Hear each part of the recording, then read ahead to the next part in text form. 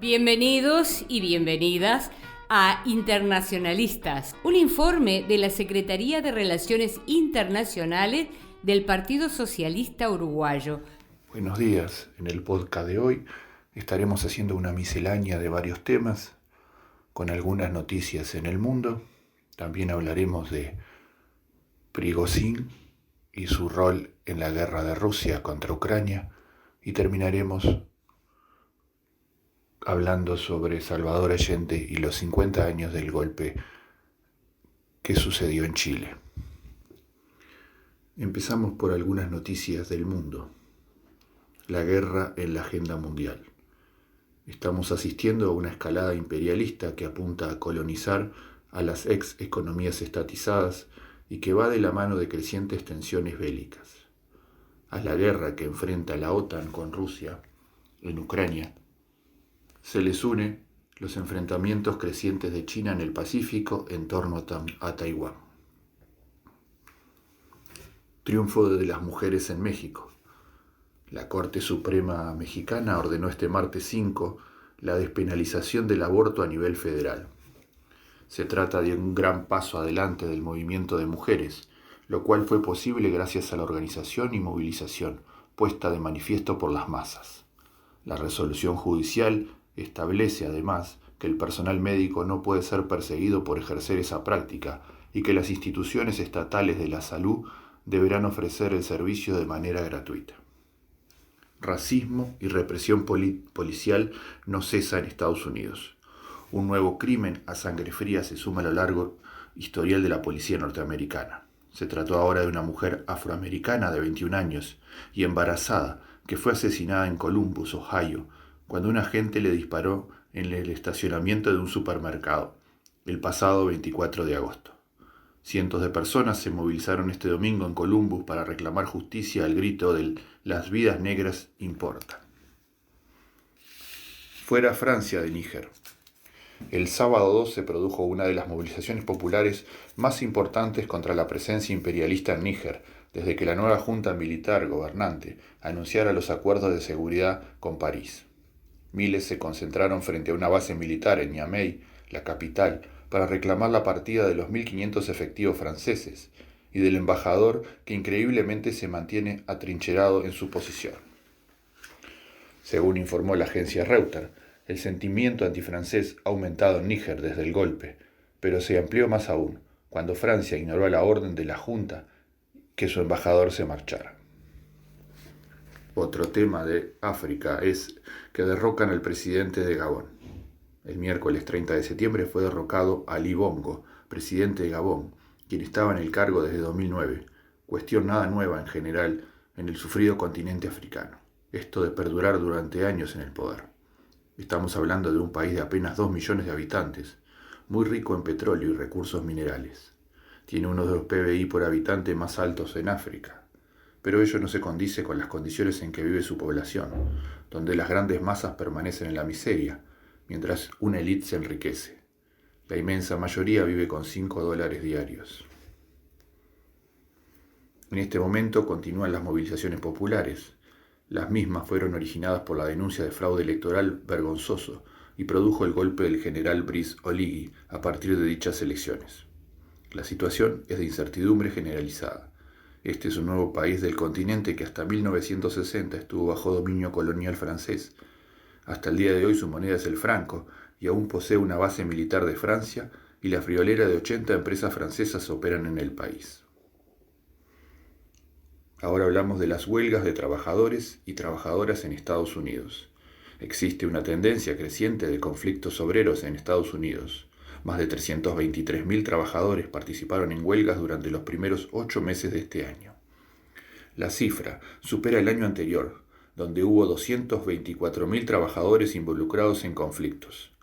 El más significativo de este año, sin duda, es el de guionistas y actores, pero también se destacan los hoteleros de Los Ángeles y las enfermeras. Ya varios medios titulan "Verano caliente de huelgas". Para este mes, los medios temen que se desate una gran huelga en la industria automotriz, si no hay acuerdo con el sindicato por el aumento salarial exigido, y serían miles los que se sumarían a la huelga.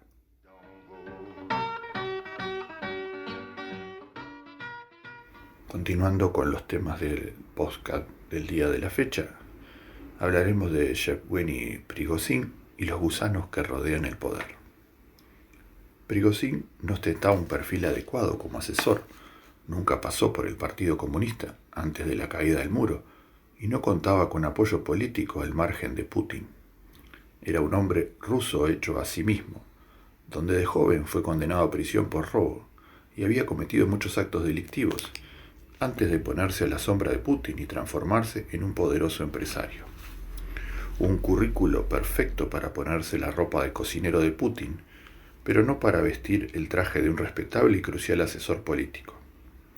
Excepto porque la invasión de Ucrania removió esos roles, y Prigozhin observó como una gran oportunidad esa situación, para demostrar que sus métodos de extorsión, violación de derechos humanos, intervención de países, etc., realizados por la empresa privada de seguridad del grupo Wagner en otras partes del mundo, eran lo que mejor funcionaba para lograr los objetivos de Rusia en Ucrania.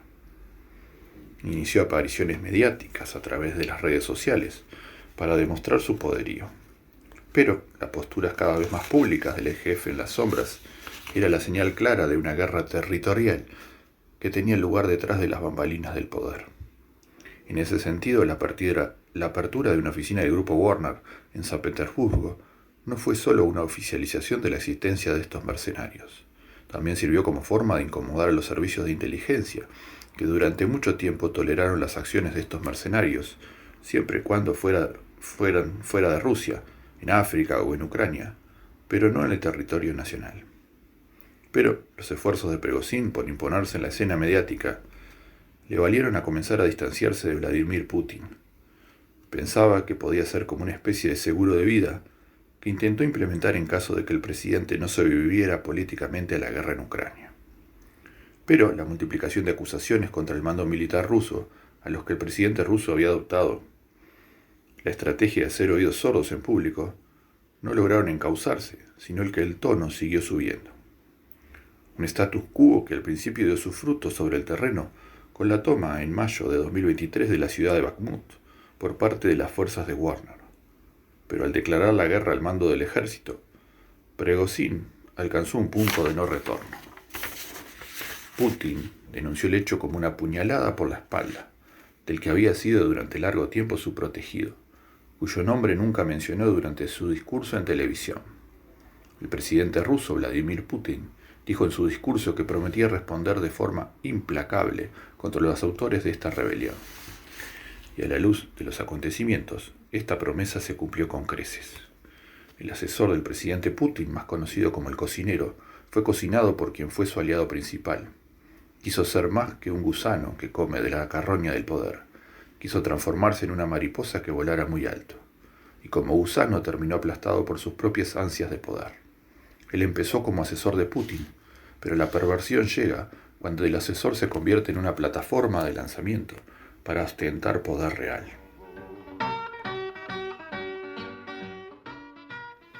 Para cerrar el podcast del día de hoy, hablaremos sobre los 50 años del golpe de Estado en Chile, donde fue derrocado el compañero Allende.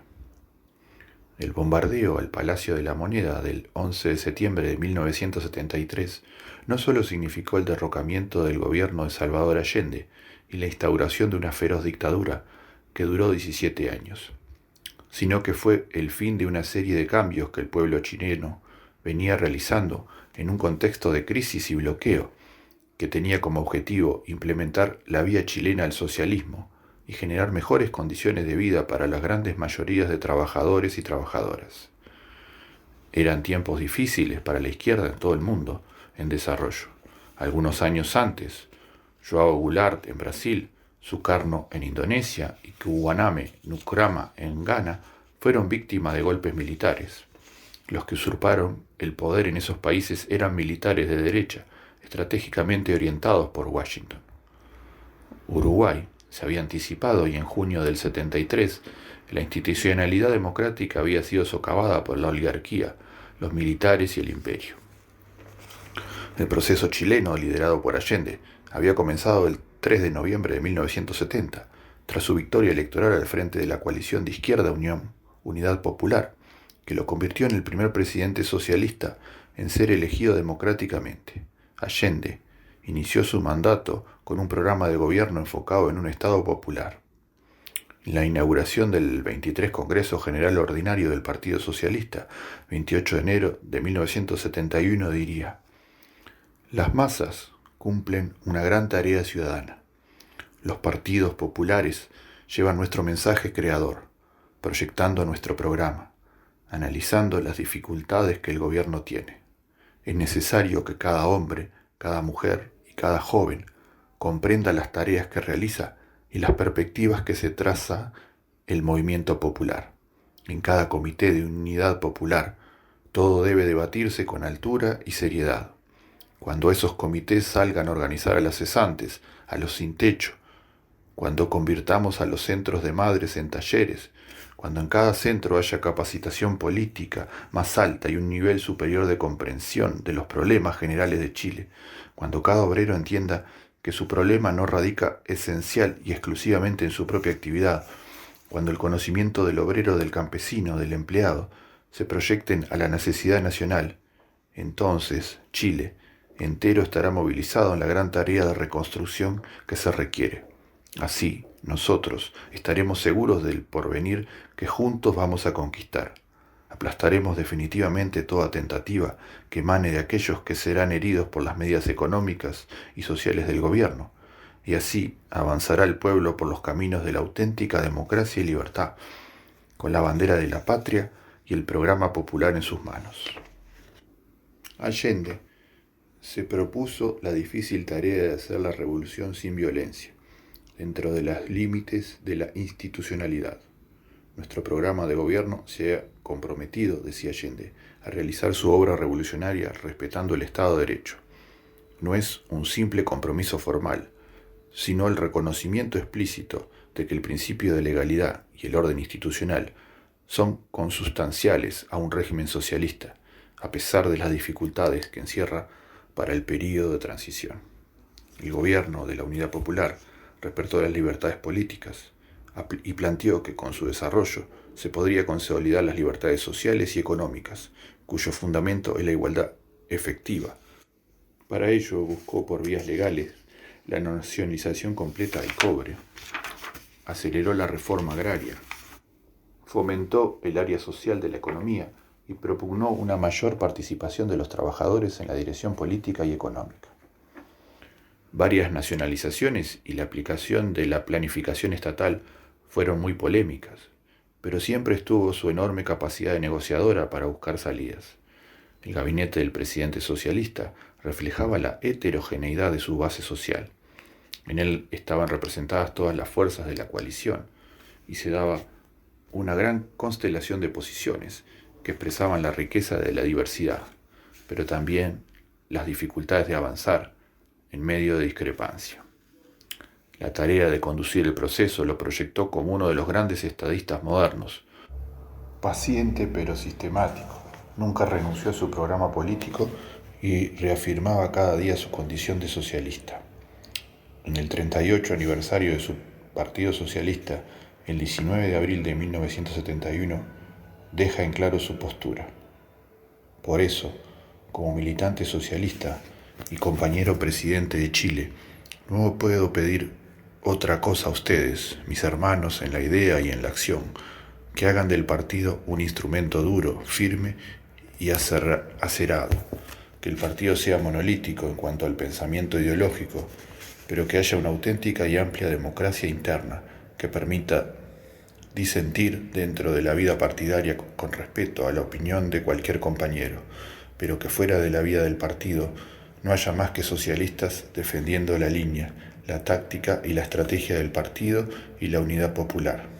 Tenemos que hacer nuestro el viejo axioma de aquellos anarquistas que decía: la agresión a uno es la agresión a todos. Así quiero al partido, un partido duro, acerado, flexible, combatiente, con centralismo democrático y auténtica conciencia revolucionaria. Por eso, compañeros socialistas y el pueblo de Chile, yo lo llamo, con pasión de viejo militante de la revolución socialista, a que apretemos las filas, a que tengamos una actitud ejemplar de responsabilidad, a que no perdamos la calma, que no nos dejemos provocar, pero que tampoco retardemos el paso. Tenemos que recuperar el tiempo perdido y restañar muchas heridas y paliar mucho dolor.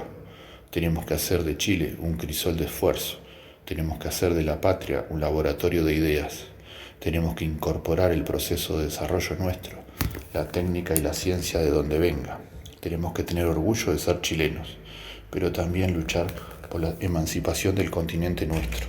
Tenemos que ser hombres y mujeres del presente para hacer posible construir con nuestras propias manos el mañana. La dictadura que asoló Chile por casi 2 décadas ejerció la represión sin límite e intentó borrar a Salvador Allende de la memoria social. Deformó su personalidad y su obra, prohibió su nombre en la vida pública, hasta impidió que se visitara su tumba. Pero, al cabo del tiempo, lejos de perderse su obra y su mensaje, ahora son cada vez más vivos, referentes de dignidad, soberanía y justicia social. Allende es ahora uno de los grandes latinoamericanos, admirado y respetado por su rectitud y coherencia. Los militares que lo traicionaron y derrocaron, los que dominaron Chile en la noche dictatorial con Pinochet a la cabeza, pese a sus esfuerzos de encubrimiento, fueron a parar a las alcantarillas de la historia, censurados por la conciencia de la humanidad, no solo como represores y asesinos, sino como delincuentes que se apoderaron de las inmensas cantidades de recursos públicos para su beneficio personal y familiar. Los y las socialistas uruguayos reafirmamos nuestro compromiso histórico con las ideas de Salvador Allende, alzamos nuestros puños en estos tiempos de confusión y crisis civilizatoria y buscamos el amparo del Chicho, el compañero presidente, una luz en la barbarie en tiempos de confusión y avance de las derechas depredatorias, deshumanizadas y violentas. Ante estos hechos, solo me cabe decirles a los trabajadores, yo no voy a renunciar. Colocando en un tránsito histórico pagaré con mi vida la lealtad del pueblo. Y les digo que tengo la certeza de que la semilla que entregáramos a la conciencia digna de miles y miles de chilenos no podrá ser sesgada definitivamente. Tienen la fuerza. Podrán avasallarnos, pero no se detienen los procesos sociales, ni con el crimen, ni con la fuerza. La historia es nuestra y la hacen los pueblos. Hasta la victoria siempre, compañero presidente Allende. Los socialistas no mueren, se siembran. Seguiremos observando este y otros temas con el espíritu internacionalista que está en las señas de identidad del Partido Socialista Uruguayo.